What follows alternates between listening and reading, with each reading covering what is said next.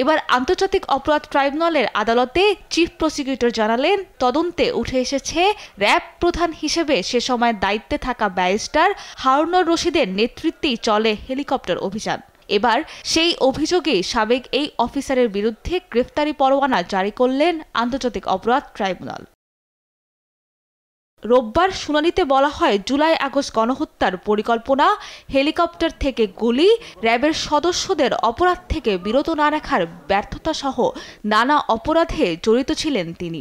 এ সময় ট্রাইব্যুনালের বিচারপতিরা জানতে চান হারুন কোথায়। চিফ প্রসিকিউটর জানান, তাকে গ্রেফতারের চেষ্টা করছে তদন্ত সংস্থা।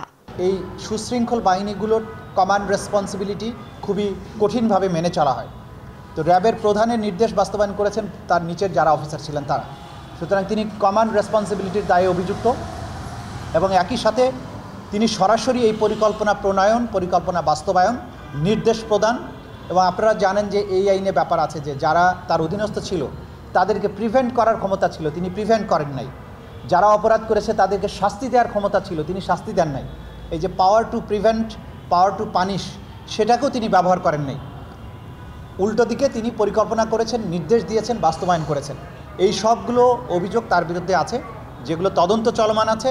এবং এর সাথে আরও যে সমস্ত অফিসাররা তার অধীনে যারা ছিলেন, যারা এই মানবতা বিরোধী অপরাধের সাথে যুক্ত ছিলেন, তাদেরকেও আমরা খুঁজে বের করার চেষ্টা করছি। এদিন আশুলিয়ায় 6 জনের লাশ পোড়ানোর ঘটনায় গ্রেফতার 2 পুলিশ সদস্য এসআই আব্দুল মালেক ও কনস্টেবল মুকুলের একদিনের জিজ্ঞাসাবাদের অনুমতি চাইলে আগামী 28 ও 30 জানুয়ারি দিন ধার্য করেন আন্তর্জাতিক অপরাধ ট্রাইব্যুনাল। ট্রাইব্যুনালের মামলায় এখন পর্যন্ত 96 জনের বিরুদ্ধে গ্রেফতারি পরোয়ানা জারি করা হয়েছে, যাদের বেশিরভাগেরই পুলিশের সদস্য। সাবরিনা মজুমদার, দেশ টিভি, ঢাকা।